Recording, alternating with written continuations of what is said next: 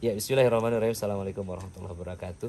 Ikhwah sekalian, satu lagi keajaiban ya, penyembuhan Al-Quran, Masya Allah ya. Allah Ta'ala telah sembuhkan Ibu Dian ya malam ini. Dan ini malam pertama kita belum bahas kanker.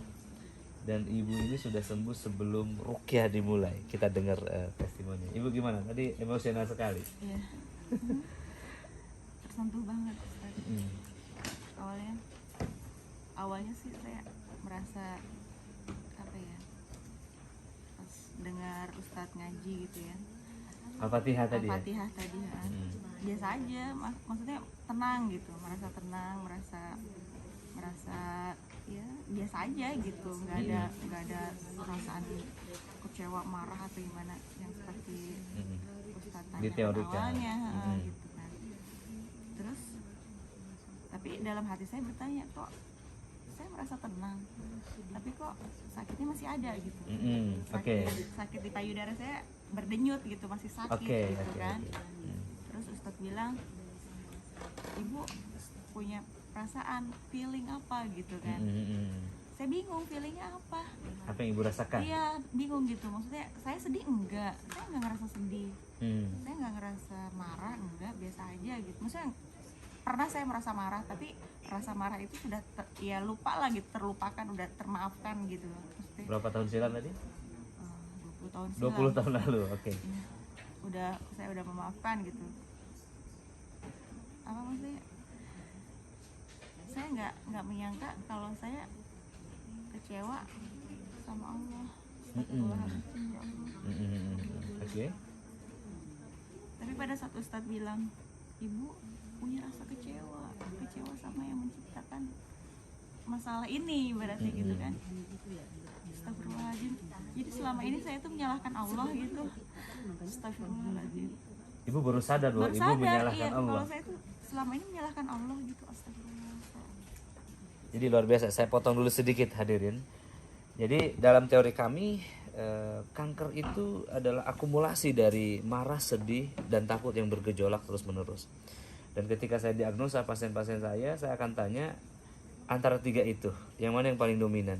Dan Ibu ini tidak merasa bahwa dirinya sedang dalam keadaan tiga kondisi itu, tetapi menangis. Beliau terharu dan menangis.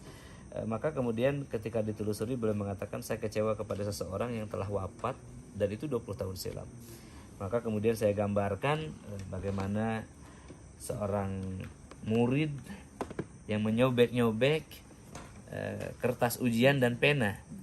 Ya, maknanya dia marah kepada alat uji. Dan Ibu tadi disampaikan bahwa Ibu ini marah kepada seseorang yang Allah jadikan alat uji untuk Ibu. Artinya Ibu marah kepada Allah dan Ibu langsung istighfar. Dengan satu istighfar itu hadirin, ya, sakitnya hilang. Ibu sendiri tidak sadar bahwa sakitnya hilang.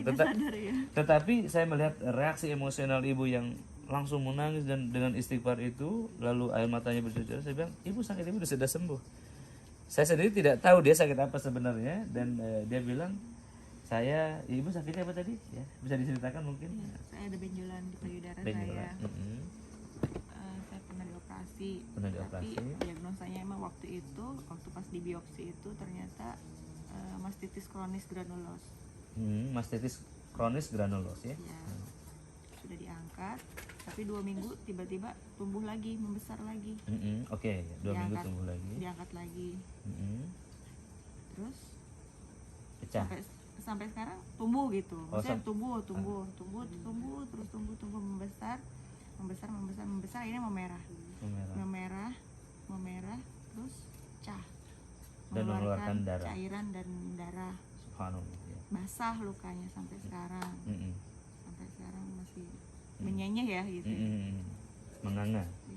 Nah, dan kemudian tadi begitu udah istighfar ya menangis, kemudian Ibu merasakan sakitnya hilang. Iya, sakitnya kan sebelum-sebelumnya itu saya merasa sakit di punggung, di punggung ya, di punggung, di belakang, di ketiak. Iya, nyambung ke situ. Di ketiak sini kan.